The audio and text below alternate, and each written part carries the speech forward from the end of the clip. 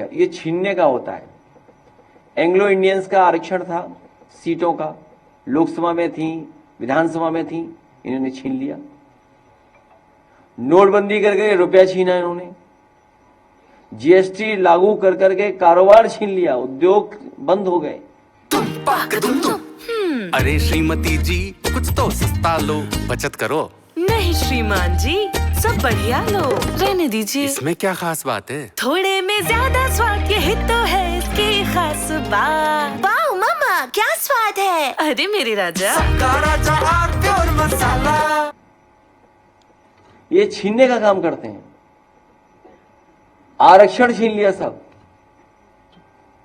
ये प्राइवेटाइजेशन कर करके पूरा आरक्षण छीन लिया इन्होंने, आउटसोर्स कर करके आरक्षण छीन लिया। कह रहे हैं हम कॉर्पोरेशन बना रहे हैं, और इसीलिए वक्फ बिल लाए, ये जमीन छीनना चाहते हैं। ये भारतीय जनता पार्टी नहीं है, ये भारतीय जमीनी पार्टी है, ये भूमि माफिया पार्टी है। इनके लोग केवल जमीन देखते हैं, कहां जमीन है, छीन लो जमीन को।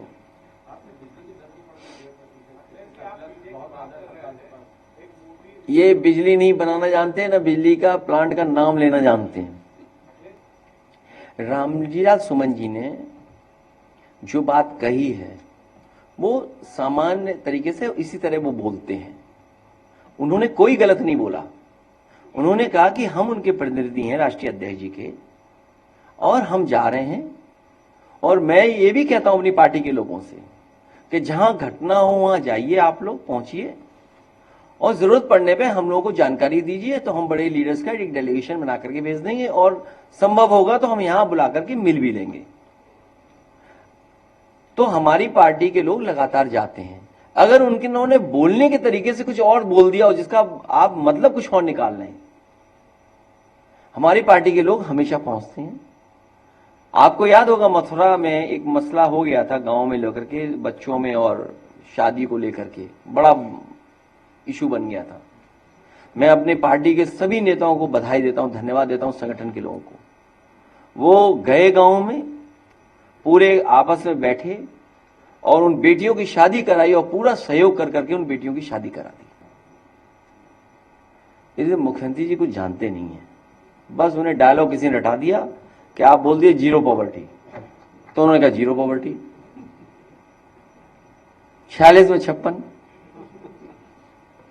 एक दिन अखबार में मैंने ऐड देखा कि इस सरकार में मुख्यमंत्री जी की तस्वीर थी और कहा गया कि 17 एक्सप्रेसवे बने हैं, 17 एक्सप्रेसवे। तो मैंने सवाल खड़ा कर दिया, 17 झूठ के एक्सप्रेसवे कहां बने हैं? तो एयरपोर्ट से मैं एक दिन आ रहा था, तो स्क्रीन पे देखी मैंने एक होर्डिंग लगी हुई है कि 6 बन चुके हैं और 7 बनने जा रहे हैं। मैं आपसे कह रहा हूं, अगर 400 लोकसभा जीत गए होते बीजेपी वाले, तो सड़कों पे तलवारें ही तलवारें लहरती और बंदूकें चलती मिलती। ये तो यूपी की जनता ने बचा लिया, पीडीए परिवार के लोगों ने बचा लिया। अरे श्रीमती जी कुछ तो सस्ता लो, बचत करो। नहीं श्रीमान जी, सब बढ़िया लो, रहने दीजिए। इसमें क्या खास बात है? थोड़े में ज्यादा स्वाद, यही तो है इसकी खास बात। वाओ मम्मा, क्या स्वाद है। अरे मेरे राजा, राजा और मसाला।